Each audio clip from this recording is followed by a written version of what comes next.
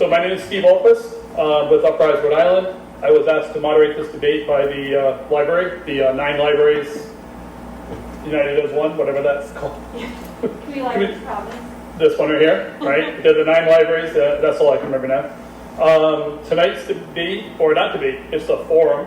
So we're going to be asking questions. We're not going to be going after each other per se, but we're going to answer questions as I ask them. Also, at the end, we'll have a little bit of time for questions from the audience, if anybody's got something burning that I don't cover. And I think what I want to do is start with, I've broken it down into constituent services and ward issues. That'll be issues specific to the ward. Citywide issues, which would be questions like TSAs or bigger issues, education or homelessness. And then questions about moving into what the new city council will look like. This is going to be a very different city council, whoever wins. And it'll be a very new mayor, a very new city council president. So Providence is going to be brand new when this happens in January, when they get sworn in January. So it'll be very interesting. We're going to have opening statements first. This is an opportunity to introduce yourselves. Hi. I didn't actually determine who should go first. Do you want to? Ladies. There we go. Okay, well, I'll take it. All right, then I'll go. 2 minutes. And should I use the microphone? Does that help? Yeah, microphone I think is important because not everybody can hear and not everybody wants to say they can't hear. That's great. And as a person who's partially deaf in one ear, I appreciate amplification. Do I have to hold it down, or is it? Hold it down so you see green. Oh, There you go. Yes. And it is definitely on. Well, hi everyone, and everyone on Facebook. First, thank you, Steve, and to the Rochambeau and the Community Libraries of Providence. It's so important to have forums like this, and so I'm really appreciative of the opportunity to talk with members of Ward 3 and folks from outside of Ward 3. So I'm Sue AnderBois. I'm the Democratic nominee for Ward 3 City Council seat. I've met many people over the last, for the last 10 years we've lived here, but over the last year in particular. But my background is mostly in government policy in issues ranging from climate to clean energy, anti-poverty work, anti-hunger work, and a lot of other issues. I have experience getting things done at a lot of different levels in government. I've been a policy advocate. I've navigated complex government bureaucracies as the state's first ever director of food strategy, which I served for 4 years in the Rochambeau administration in that role. I've chaired city commissions and helped pass ordinances at the city level as an advocate and as a resident of the city. And I'm really excited for this opportunity to get things done for Ward 3 and across Providence. I think, given that though, I think my real superpower really is my ability to listen and have empathy for the folks that I'm working for. Throughout this campaign, I've knocked more than 5,000 doors across the ward. I've met with hundreds of people. I've had well over 100 cups of one-on-one coffee with folks, mostly on Hope Street, a little bit on Camp Street. So excited for more people to arrive. And while I've talked with so many people, obviously Ward 3 is not at all a homogenous place, which is one of the things I love about it. We have folks from across so many different perspectives. But one thing that was really universal in all those conversations is really just 15 seconds. Being blown away by people's engagement, experience, knowledge, and the love for our neighborhood and this ward. And so it'd be my honor to leverage the experience that I have getting things done and be your next city councilor here in Ward 3. Thank you so much, Steve. Thank you. Okay, yeah, I forgot to say, I'll give a 15-second countdown because I don't have anybody to raise one of those little stop signs or yield signs. So, Michael? Thank you for coming. I'm running for city council because I was asked. And I believe in the democratic system and don't think it's right or proper for a candidate to run unopposed if it can be helped. I was invited to run as an independent. I said yes because I am an independent thinker. I think in my own way. My politics have always been mostly aligned with the more moderate Democrats. I believe I have a lot to offer Ward 3 because I am indigenous to the ward. More about that later. I was born and bred here. I have years of experience working on committees and being a mentor to students, alums, and people of all ages. I'm committed to protecting the environment. They used to call me Nature Boy when I was a little boy. I was always reciting poems about trees and I'm still very interested in issues connected to wilderness preservation. I did a show on our local PBS some years ago called Nature and the City. And when I did that show, Nature in the City, I interviewed Princess Redwing of the Narragansetts. And she came into the studio and talked about her plan to rediscover the indigenous culture of Rhode Island. And I've navigated all the local rivers, primarily when they were underground, under the bridges of downtown. It was almost more like a 15 sewer. seconds. Okay, yeah.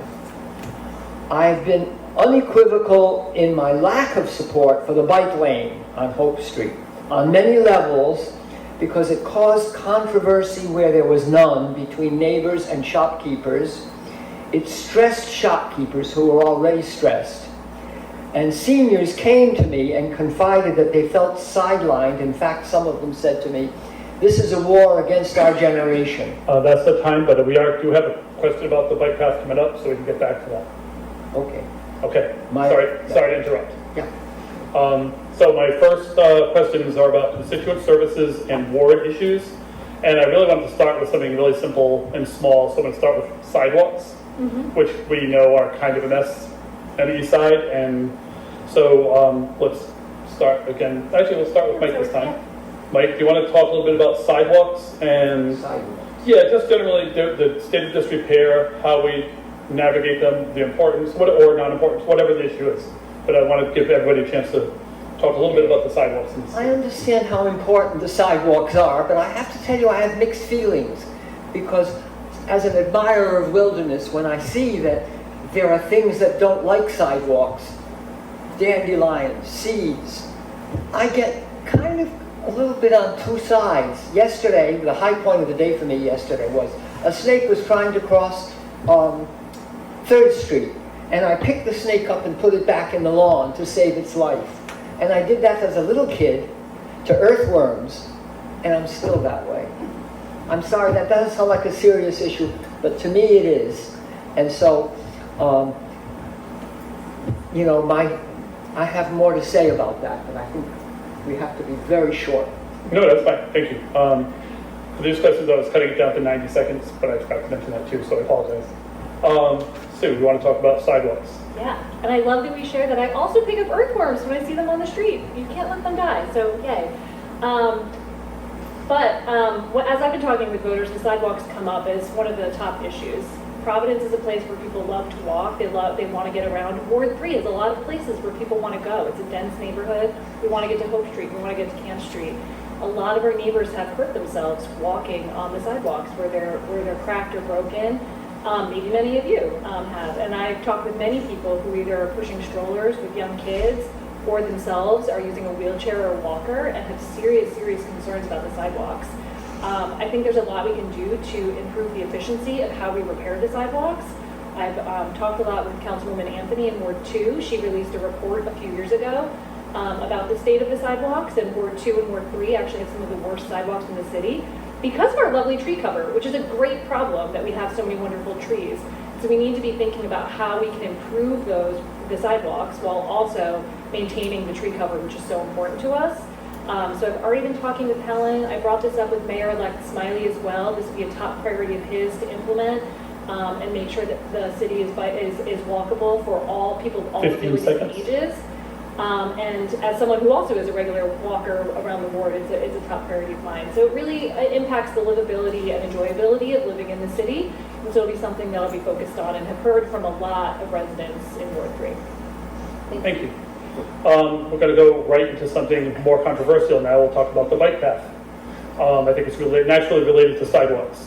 So, Michael, you were going up a little bit on that, and I want to give you a chance to complete those thoughts.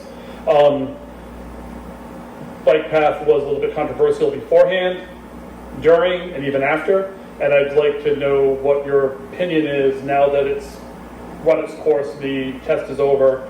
What were your thoughts, and what do you think about the bike path? Well, I'm very strongly against the bike path. No, against the bike lane.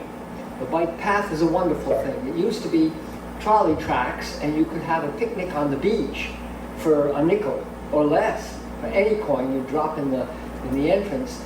And so the bike path was converted, and macadam was poured over the tracks. And so it was a compromise, but it's a noble thing. I've taken it and bicycled all the way to Newport. I remember going through Bristol on the bike path. But the bike lane is a very different thing. With the emergency buses and fire engines and so forth, and of course now with the school busing, it's dangerous to clutter up the street like that. And so I'm committed to supporting small businesses, and the small business people and the people of my generation are very dead set against the continuation of the bike lane. And I've written something about that, but I'll save it for the conclusion. Okay, thank you very much. Sue. Awesome. So the bike lane that was a trial on Hope Street was a 1-week trial. I feel, and I've been consistent about this, I think we need more opportunities for active mobility in the city. And also, I think that Hope Street, particularly the area where the merchants are, from Rochambeau north to around 5th Street, a little past there, I live on 5th and Hope, it's a unicorn. It's a wonderful place where across the whole country, there's so few places like that have no real corporate ownership. It's all local folks. For the most part, they live in the neighborhood. A lot of them walk to work. A lot of them have their residents or their employees who walk to work. And so I support there being more opportunities for active mobility. I support there being bike lanes that are connected. I was a big supporter of the city's bike and mobility plan, the Green and Complete Streets ordinance. And also, I think we can do them in ways that don't negatively impact the small business community, like if it stopped at Rochambeau. At Rochambeau, it would still connect down to Blackstone, and so people could still get on the bike path at Blackstone, come up Rochambeau, and then go south on Hope. I think there are a lot of great compromises like that, and so as a city councilor, what I would want to do is make sure that we're having that kind of dialogue in the city with the neighbors to make sure we're hearing all that ahead of time and can adjust as we go. And I also encourage folks to take the survey that the planning department has on their website right now, because they're really trying to collect as much data as possible about people's actual experiences with that temporary trial, which again is not in the city's budget yet. It would be something that would have to be discussed thoroughly with the community beforehand. Thank you. Now let's move down the street to the North Main Street. There's been a lot of talk about North Main Street redevelopment, doing something with a lot of the empty buildings there. It looks terrible. Maybe we can bring it up, housing or businesses. What is your vision for North Main Street redevelopment? We'll start with Sue this time, and then we'll go. Yeah. All right. I'm so excited about North Main Street. I think North Main Street could really be a place, and has been in the past, a place with more walking, more biking, more businesses that people frequent more regularly.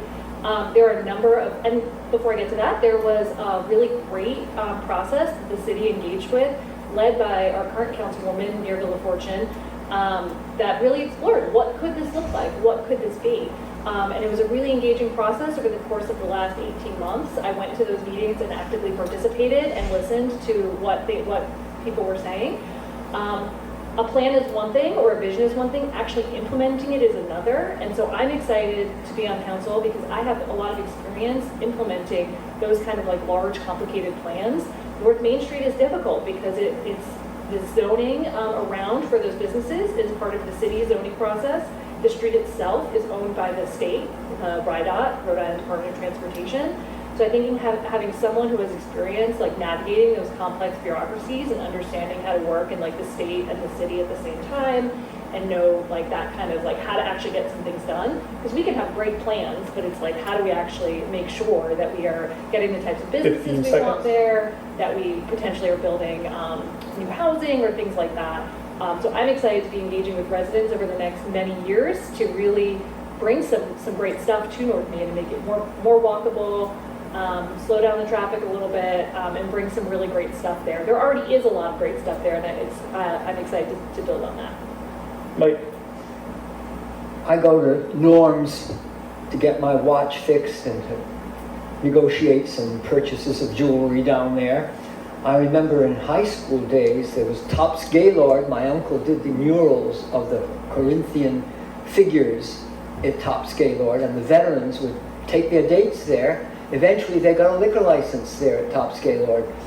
Now, there's a cafe, there's a place called The Parlor across the street, where the arena used to, where the circus would send all of the acrobats there. So it has a history of being a very usable boulevard. It needs more trees. The former mayor, Buddy Cienci, used to start a movement to make a kind of a grove of trees there. And Greg Garrett, who's a great walker in the city, has made it his business to clean up and to recreate the wilderness of the riverbank there. So I think I have one advantage here, which is I've watched the evolution of North Main Street and Camp Street. And I know what they can be at their best. And I think all it takes to restore 15 that seconds. is a knowledge of the opportunities that are created. My daughter and I used to walk there. Maybe you remember that. We used to walk there to buy the little videos from the stores that were flourishing there. It has a very long history of being a very proud place. And now the cemetery is where Greg Garrett makes movies about the wildlife in the cemetery. James Walk is a movement of architectural criticism that says every street is worth preserving. So I say that about Camp Street, which is very interesting historically, and about North Main Street, which is also historically very profoundly intriguing to study. Thank you. Thank you. All right, moving into more wider city issues. Let's talk about public safety. And for this question, I don't want to get into any specifics. You can get into specifics, but we're going to talk about what do you think works in Providence public safety and what do you think needs improvement, what doesn't work. We'll start with Michael. That's okay. Well, I'm a little bit pro-police in the sense that I think that if we had during the Jewish New Year, I saw 2 police officers, I suppose symbolically anyway, protecting the Jews from the new waves of anti-Semitism. But they were on 2 handsome horses, and the horses were beautifully groomed, and I found it very reassuring. And I told them that. I stopped and told them that. So I think better education for the police so that they see their mission in life as protective rather than in any way threatening. So that's my general feeling about safety. And also, of course, you've heard me say this before, some of you, I think cars are designed to be too fast. I'd rather see us think more leisurely and philosophically about where we're going and why we're going there. Maybe that's I'm wasting your attention span by saying that, but that is how I feel. Thank you. And Sue. Awesome. So public safety. This is a big, complicated one. So there's lots of things that we can be doing to improve public safety. I think a lot of these issues also come down to issues of economic despair as we, and other forms of despair. So as we saw in the pandemic, crime rates were going way up, not just in Providence, but all around the country. As people were facing uncertainty with their health, uncertainty with their finances, losing work, that causes a lot of increase in crime everywhere. And so really trying to address some of the root causes of these types of social issues and economic issues, issues of racism, issues of classism, can get at a lot of that. 2 other pieces. So I think something that is not working well is that we should not have police in our schools. I talk to a lot of teachers, I talk to a lot of students who say that they feel unsafe and uncomfortable with having police officers in our schools. They call them school resource officers.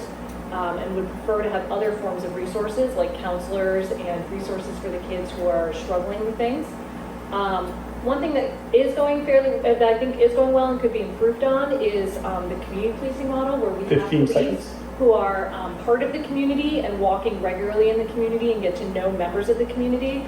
I was talking to someone recently who was like, I like knowing that that person knows that I belong in this park. They know me. They've met me before. I've met them. They're a friendly face. as opposed to just someone who shows up in a uniform and is there to like enforce and doesn't necessarily know this is my hangout, this is where I am. So police folks should feel comfortable around, not intimidated by or scared of. And that's not the case for many people. And so having them be well-trained and more integrated in the community in that way, I think is important. Thank you.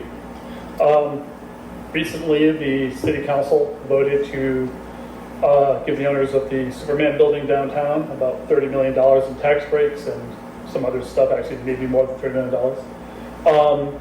My question is about the Superman building. Is it worth the public money that we spent? Should we have spent that money? And related to that is, if not, what should we have done to preserve the Superman building if it was worth preserving? Does that make sense? Okay, we'll start with Sue and then we'll go to Mike. So Superman building recently got, I think, almost $30 million in a tax stabilization agreement. I'm not philosophically opposed to tax stabilization agreements. I think that done well, and if the city is investing in something that is aligned with our values and our goals, our economic development goals, that can be a useful tool. If then, as an investor, the city is getting something enough out of it, any other investor would be requiring a solid rate of return. Our rate of return can be things like good union jobs, that it achieves other public policy goals. I am concerned about the Superman building in particular for two reasons.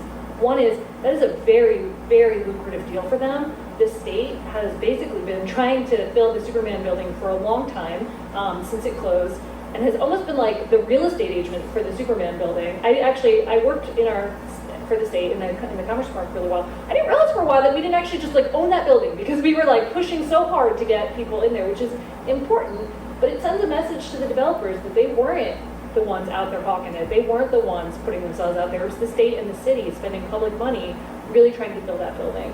And so I'm concerned about the signal that sends to other developers of like trying to, who's next? Like, is someone else then going to say, we gave the Superman building $30 million, we want 31, or we want 25, because so few people own all of the real estate downtown, so few people own the real estate on North Main. I don't want to see the city held hostage for people trying to ratchet up, like who can get the best deal.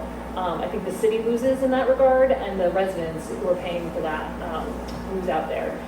So not against TSAs. I think TSAs can be a really useful tool, but I want to make sure that we use them judiciously, we use them well, and that they serve a public policy purpose. If that makes sense. Thank you. Michael. What did Paris do when Notre Dame was threatened by fire? Buildings have a life of a soul of their own, and as do things. And so the RISD and the design instincts that I've developed, that I've inherited from my students, make me feel very strongly about the Superman building. I love the Superman building. I know its story very well. It has many chapters in it. But if in terms of the point that you made about taxes, I thought that the compromise was a thoughtful compromise, that there were going to be places where veterans looking for a place to live homeless people could find a place. They always did.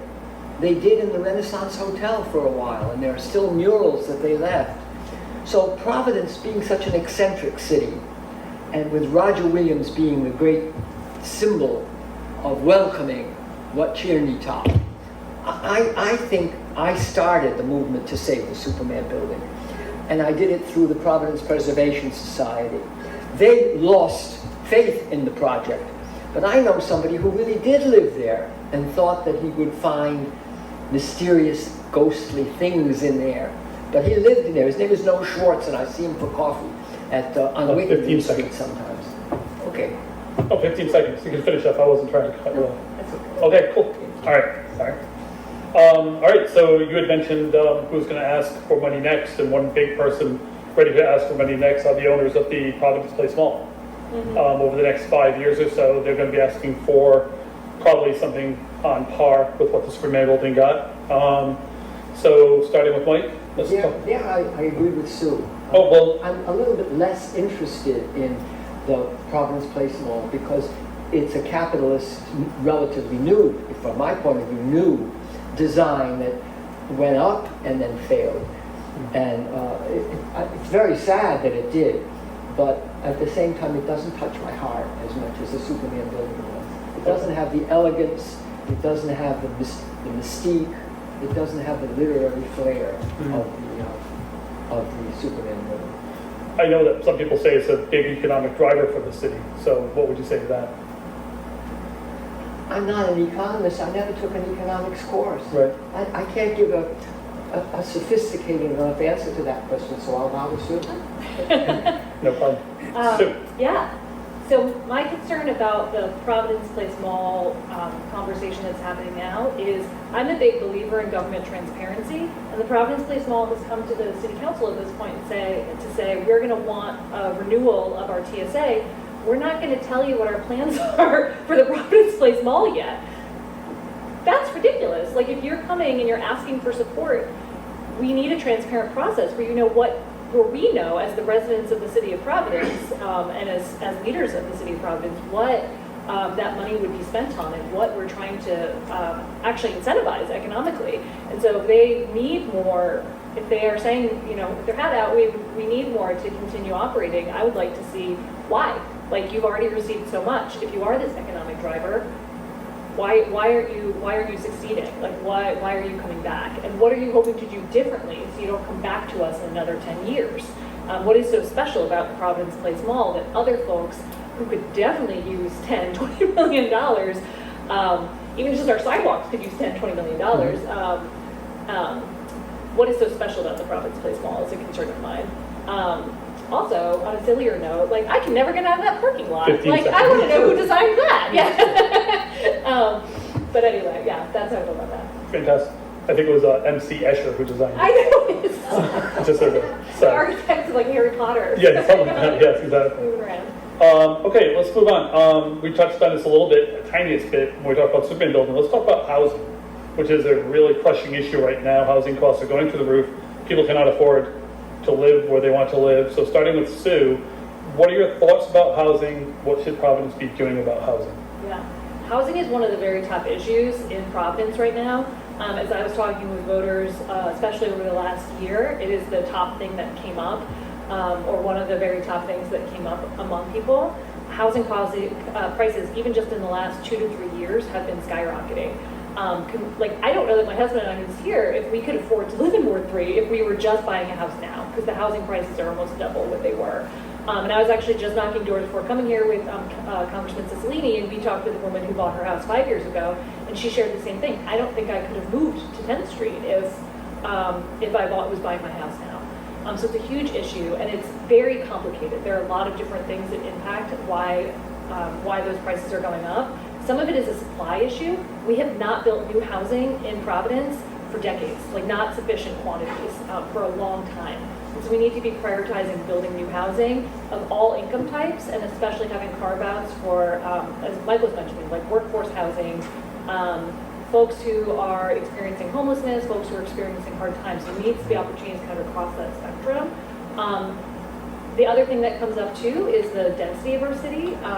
There are some neighborhoods like ours where there's lovely 15 multifamily seconds. housing, triple deckers, and in some areas of the city where that used to be allowed, it is now outlawed by zoning. And so making sure that we can continue to build that type of housing and allow folks to own and to rent all across the city. So it's about building, it's about keeping people in their houses. It's a very multifaceted issue. Michael. I blame the universities. I think universities have replaced the Industrial Revolution. Now we have a propaganda revolution. So Brown University should pay more because they knock down little houses where simple people live. I don't mean simple in an insulting way at all. I mean my kind of people live. And so I think that the tax revenue that supports the construction of houses and the preservation and repairs of houses should come from the profit-making. I mean, Brown University is fabulously wealthy now. It wasn't once upon a time. It was the poorest of the Ivy League. But the Kennedy family sent their handsome son there, and now it's a very fashionable university. So that's my answer. Okay, that's a great answer. Yeah.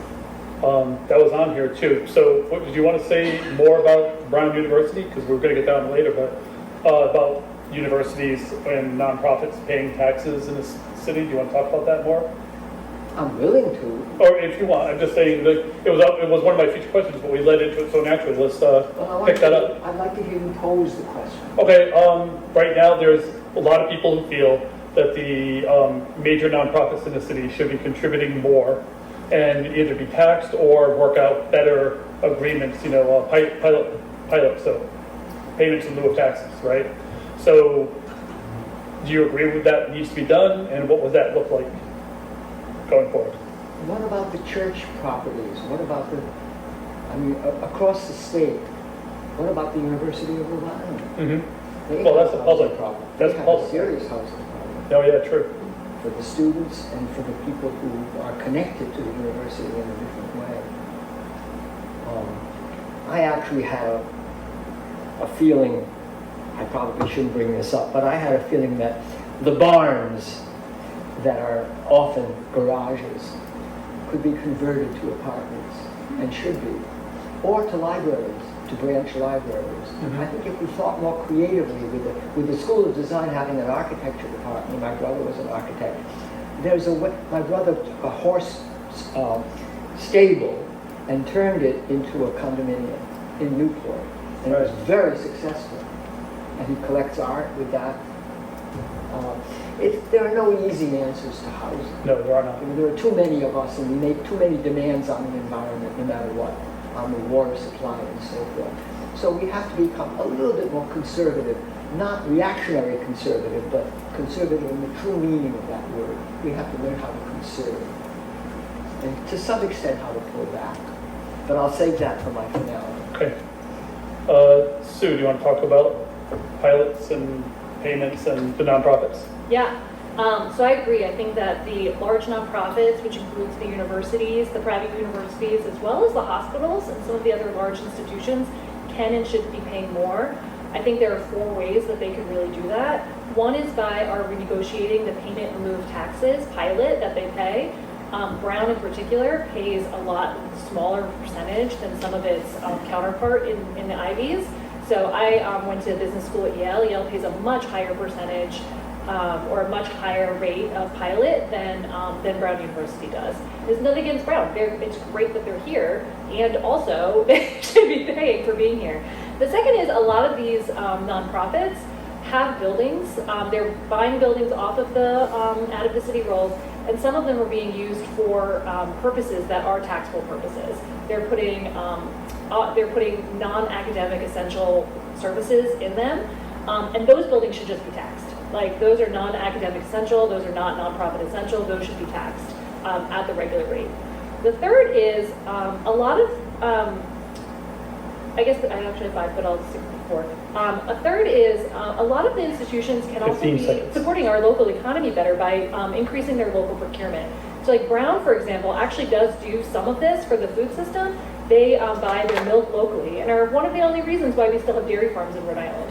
But there is a really a much larger way that they could be doing this, not just Brown, but all of them. Instead of procuring from far away, from Amazon, from whatever, supporting our small and local, there's lots of opportunities for that in Providence.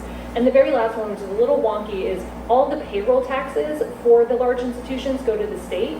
And if the state would like us to see more excitement about the growth of some of these nonprofits, I would love to see an opportunity. I know there are other folks talking about this, for the city to get some of that payroll tax, particularly as if they continue to grow, add more employees, the city should get some of that money because we're the ones who are housing both literally and figuratively those people.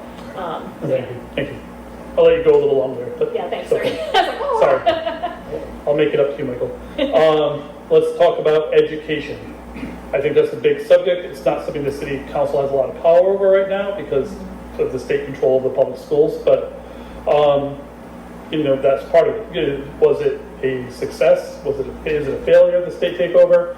What should we do right now with can't seem to get our kids to schools, which is contributing to some pretty catastrophic absenteeism, and the recent testing scores that we've seen, we haven't seen all of them, seem to indicate that the reaction to COVID was really bad. The pandemic really hit test scores really hard, and it's the price to undo that seems monumental. So, Michael, would you like to talk about Okay, well, education? I've been talking about civics classes and more classes in history.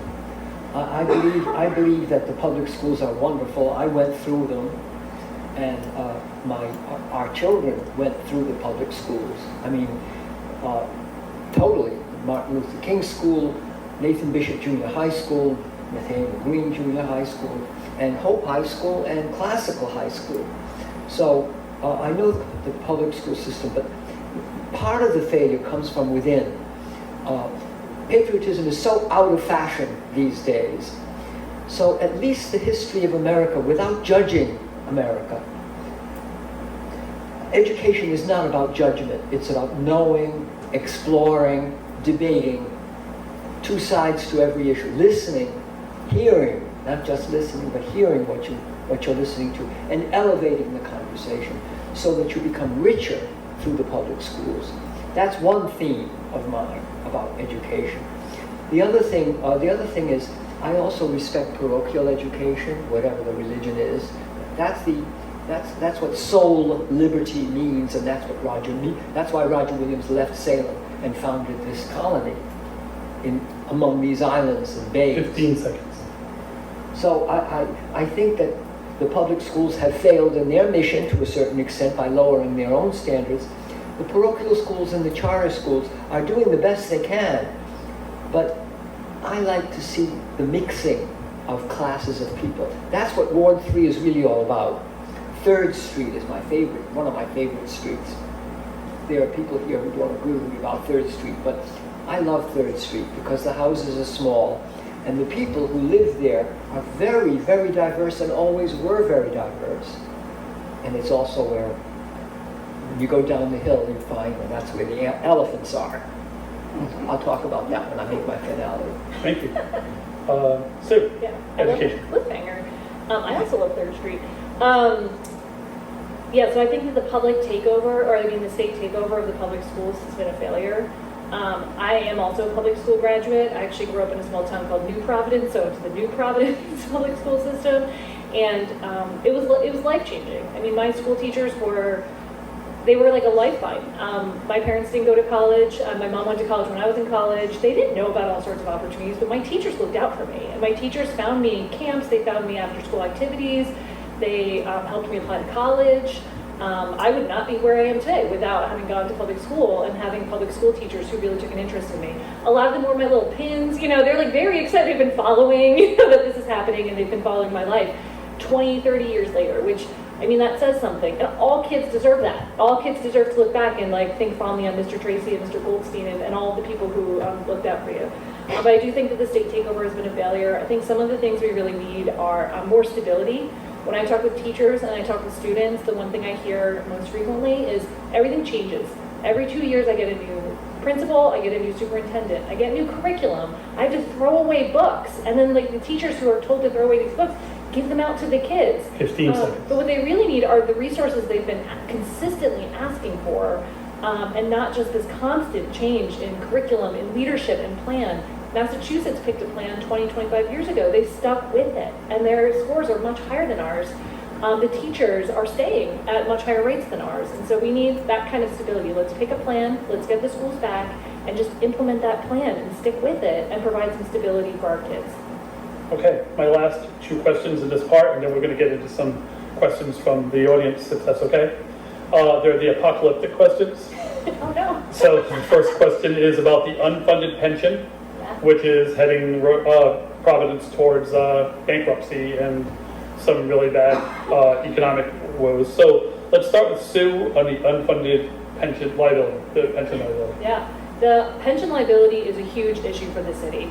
I did support the pension obligation bond referendum that we all voted on many months or several months ago now, but especially supported that there were those guardrails so that we wouldn't get into a place where we were beholden to Wall Street for a pension obligation without those kind of guardrails of if the interest rates go above a certain amount or anything like that. So we are not in a place now where we can actually act on that bond. The unfunded pension liability is the result of not paying. It's like it's like anything, if you're not paying into something, the liability just grows and grows over time. And our leaders many years ago didn't pay the obligations they had, and now that obligation has grown. And we've already renegotiated with our current employees.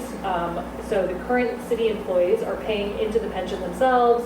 They have much less lucrative, it won't be an issue with the current folks, but some of these things that were negotiated many, many decades ago and are what's holding us back. And the increase year on year in the pension, in our obligation to pay the pension, just the increase is larger than the amount we spend on all the fixing of the sidewalks across the city.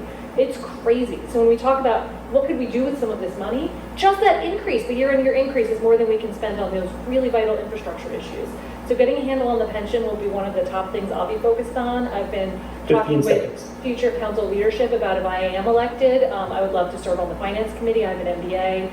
And want to make sure we're digging in on the city's finances, because it's going to take a lot of different solutions. There isn't one amazing silver bullet that's going to save us from this. And so it'll be a number of different things together, and that's one of the big things I'll be looking at, because it affects the entire functioning of the city. And Michael, the unfunded pension liability problem. Well, again, as I mentioned, I never studied economics, and I admire what Sue just pointed out. But I do think that when you get off at the Thurber exit and drive along Allen's Avenue, and you see that great mountain of rusty steel, you realize that there's a lack of imagination that's going on in very high places in Rhode Island. We have to think about the economic promises that are hollow, and we have to think about long-range goals rather than immediate popularity. So that's a sermon, but beyond the sermon content of it, I think imagination, economic creativity is what's needed, one way or another. Because money is an illusion to a certain extent. Money is hope. I thought we should change our motto on our flag from hope to cope. Okay, done? Okay, thank you. All right, so last apocalyptic question is about the environment. Yeah. So we'll start with Michael. If you want to speak to your, I know there's a limited amount that the city council can do to stop climate change and all the big things that are happening, but there are things, of course, that can be done about energy, about climate, planting more trees, cleaning up the port, as you just mentioned. So what are your thoughts on the environment? What can the city council do about climate change, about the environment in general? You know, it's really interesting that that there are martyrs who make great sacrifices to answer that question. For example, I'm thinking about in the Everglades in Florida, there was a boy who was hired to point out to the hunters where the egrets were nesting. And instead, he decided that he was on the side of the birds rather than on the side of the hunters who were going to make women's hats for New York City. And so they killed him. And the jury found him innocent, found the murderers innocent. And then there was a little plaque putting his name on it. They never heard about this at the Audubon Society in Bristol until I told them. And then when they researched it, they thanked me for pointing that out. But there are other examples of that as well, where there's a kind of a betrayal. Greg Garrett, my friend Greg Garrett, that I walk along the North Main Street with, he was he was working as a forester until one day he fell in love with the forest. And then he became the enemy of the foresting. You know, nowadays, what do the forests consist of? The manufacturing of toilet tissue. And I'm not kidding. When I lived in Paris one year, there was no such thing as toilet tissue. And when you bought stationery, there was no such thing as an envelope. You had to create your own envelope. Frugality was what Benjamin Franklin learned in Paris as a virtue. And we owe to the languages of the world our best values. Thank you. Sue, let's talk about the environment. Yeah, I love talking about the environment. So one of the reasons why I decided to run for Providence City Council was because there are so many of these really huge issues like climate change and the environment, where a lot of the decision making is actually happening locally. It can feel so despairing to think about climate change, a lot of these big environmental issues, and so many of those decisions actually are happening at city halls across the country that are some of the biggest movers for our action on climate and other environmental issues. So a few things I'll mention, but this is a big thing for me. So one, I chaired the City Sustainability Commission for the last 4 years and served on it for 7. And so I'm very familiar with a lot of the big environmental issues of the city. I helped write the first sustainability plan for the city and then helped with the update, and then supported the development of the city's climate justice plan, which is our response to climate change that really centers on frontline communities of color, like those folks who live along Allens Ave and live in that poor neighborhood. So on council, I would I would prioritize implementing things like the climate justice plan.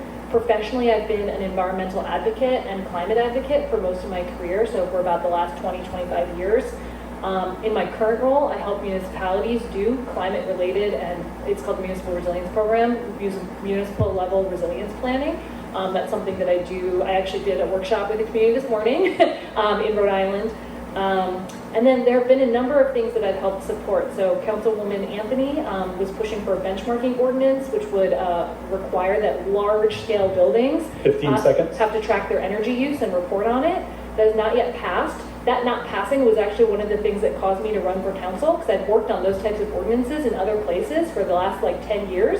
And to see that not pass in my home city, something that's not actually even that revolutionary, other places did this 10 years ago, I was like, we can do better than this. Actually, Rep. Kislak, our state rep, has put in similar language now at the state level. And so this will be a big priority of mine. There are a number of things I'm already ready to work on, and from just right out of the gate. So thanks. Thank you. All right, so now I'd like to open it up to some questions from the audience. If anybody has a question, please raise your hand. I don't know if there's anything I haven't covered, but if you have something really pressing you want to bring up, please do. I mean, they're ready. You can hit them with anything. Hi, one of the city council's changes that is on the ballot is to change the school committee from 9 appointed to 10, dividing the city into 5 clumps, north, south, east, west, central, with 5 appointed, 5 elected. We all have a chance to vote on it. Do you have a feeling? Yes, no, who cares? I like it. Go ahead, you go. Oh, was that your whole answer? You can finish. That's it. I like it. I have mixed opinions on it. I think that the fully appointed school board doesn't have enough transparency. People don't know how the appointments happen. They don't know how to engage. But the problem right now with the school board really is that they don't have, they're only allowed to hold public meetings. They have no control over anything because the state controls. So I think having some form of elected or mix of council appointed and mayoral appointed, some other form, I think makes a lot of sense. My concern with the form as it's proposed is that it sets up these kind of super boards, and for someone to have to run for that seat is going to be a very expensive endeavor for them to have to reach 36,000 to 40,000 people in order to run for that seat. And so setting up that kind of political process is a little worrying, but I don't think it's a deal breaker. I think it's better than what we have. Yeah, but that's my concern. It sets up this very potentially expensive process for the 5 people to run. Anything else? Okay, anybody else have another question? Yes, please.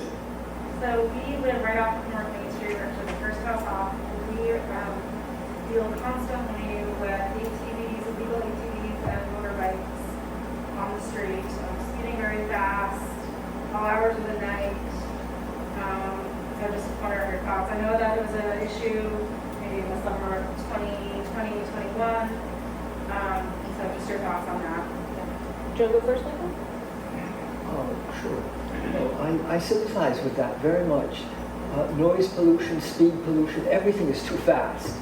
And I think there's also such a thing as visual pollution, where when you watch TV, the ads move so fast. There's a war against contemplation and against peaceful thinking. And I don't know whether it's a commercially created crisis, but I sympathize with what you said, and I think it's a serious issue. And I agree, I think it's a really serious issue. It really came to a head in like summer 2020 and 2021, but it's definitely still happening. And I've been talking with folks who work for the city about what kind of traffic calming measures we can be taking to really slow down that traffic. Because it's loud and it's all night and it's in lots of different parts of the neighborhoods. You guys are right off Hope. I talked with folks on Benefit who say that they hear it at 2, 3 in the morning, people speeding up from Indian Point Park and just zooming down Benefit. It wakes you up. There's a certain amount of noise that we're going to experience. We live in a city. It happens on Camp Street. But there's a certain amount of noise we're going to experience, and then there's kind of this excessive, also unsafe situation where when people are speeding up the street, you know, we have a lot of kids in this neighborhood, we have a lot of pedestrians, people walking in the street. So I want to make sure that we are doing all that we can to do traffic calming measures, but also enforce. Like I was talking with a neighbor who lives on Hope Street, right by Hart Street, and he sits on his porch a lot. He said he watched this like giant corral of them go down, and there was a cop sitting there, he just waved at them, and he was like, what?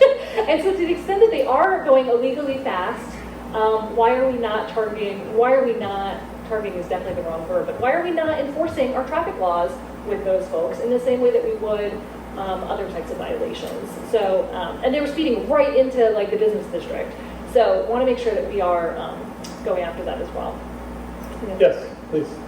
In enforcing this terrible noise, can the police have more, can you in some way, as a council person, ask the police or demand that the police do their duty? Just what happened? Where's the stop? Yeah, I don't know what happened in that specific instance because I wasn't there. It was reported to me by a resident, but A specific okay. instance, I'm talking about the police having the authority, or they have it or they don't have it now, I don't know. Yeah. The authority to go in and stop these people. They're waving to them now. Yeah. But maybe they don't have the authority to stop them. I don't know. Yeah, I think if they're speeding, they have the authority to stop them. We do have a noise ordinance in the city. If the sound isn't higher than that noise ordinance, there is actually nothing they can do about that, is my understanding. Because then it's not really an enforcement issue if they're not breaking an actual law. So if the sound isn't actually loud enough to break the ordinance, but if they are speeding, and the speed limit across the whole city is only 25 miles per hour unless otherwise marked. So if they're going more than 25, they are breaking that law, and that's something that, especially if we do have more folks in the community policing model where folks are just on the streets or they're out in the community more, that's something that we could work. I think we can work with the police force on. And just as an aside, I know they can also pull you over if you don't have proper tags or if your bike isn't street legal. Those quad cycles, for instance, are not allowed on streets. Yeah. And so they could pull that over. But I know also one police officer probably was helpless to pull over anybody because they'll just drive away and they'll split up and they'll do all sorts of stuff. And he's not about to get to his car and chase them because that might lead to other dangers as well. Encourage them to go faster instead of, That's and that so there's. I think what you're saying is these people, they put up with it, or maybe. No. I think I know that the police, I'm sorry to speak out of turn, but I cover this a lot, talking to the police, and I know the chief has said that it's very difficult, that every city in the country has this problem, but what they're trying to do is just have steady enforcement of existing rules. They catch people, they take the bikes, they destroy them, and they are expensive, and generally the people who are from these communities don't have a lot of money to replace them all the time. So you do this enough, and eventually he hopes you'll diminish their interest in doing so because it just becomes too expensive to do. That's the concept. I don't know that there's a perfect solution to this, and I know that the police departments everywhere talk about this all the time, and they don't have a good solution for it. It is more complicated, yeah. So, but I'm not trying to give any excuses. I'm just saying this is what I've been told too, so you can bring that to them. But I think there are some of these traffic calming things we can be doing that can at least slow them down, or we're not seeing the same like speeding up and down Rochambeau we used to see now that they're, Right. I know the humps are controversial, but like that type of thing can, yeah, the humps are very controversial, I know, but yeah, oh, the bump outs are a whole other thing, yeah. Okay, another question, or do you want to go into final comments? Are we good? All right, cool. We're right about 3 minutes of 7 according to my clock, so we have time for a 2-minute closing statement. This would be your chance to say, why should you vote for me?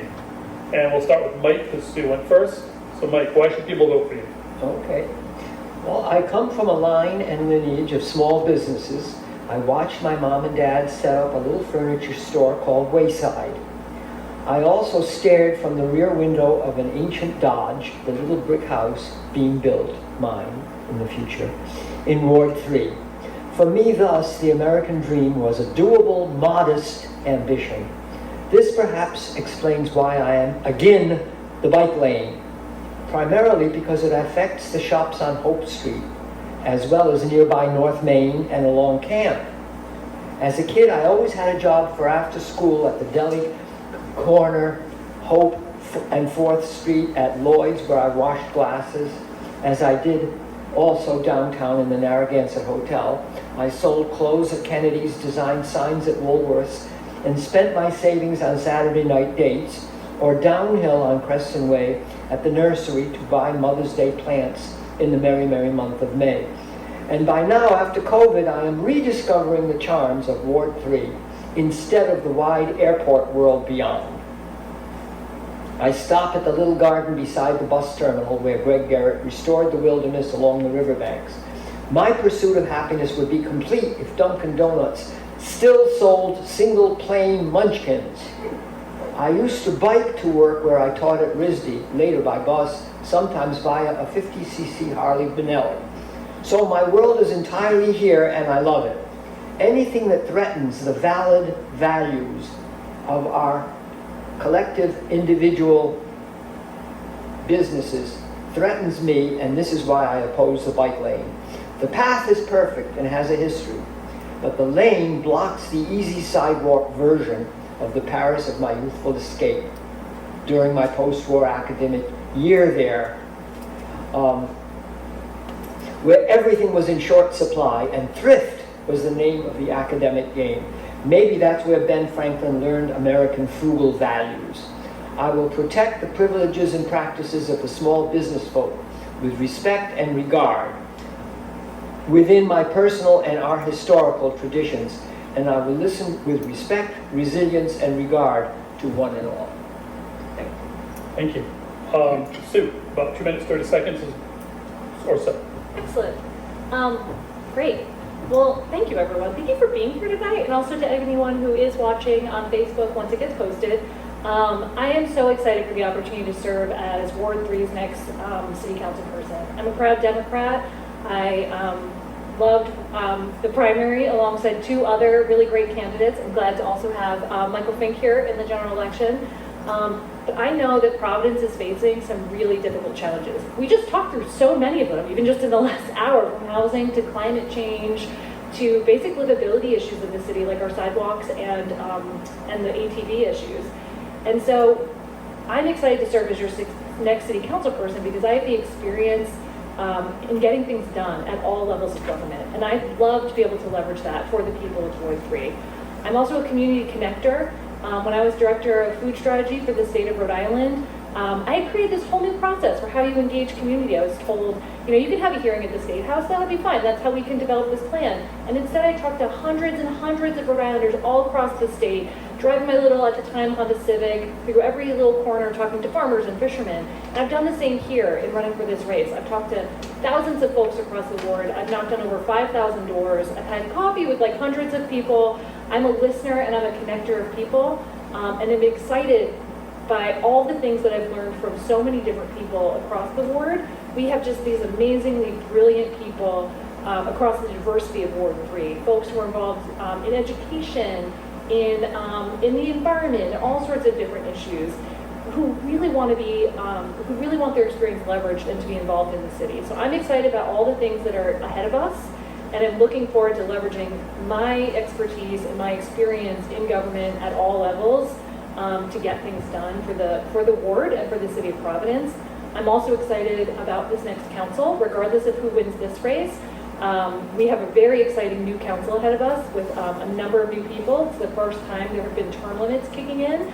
I've been meeting with the other Democratic winners of the primaries.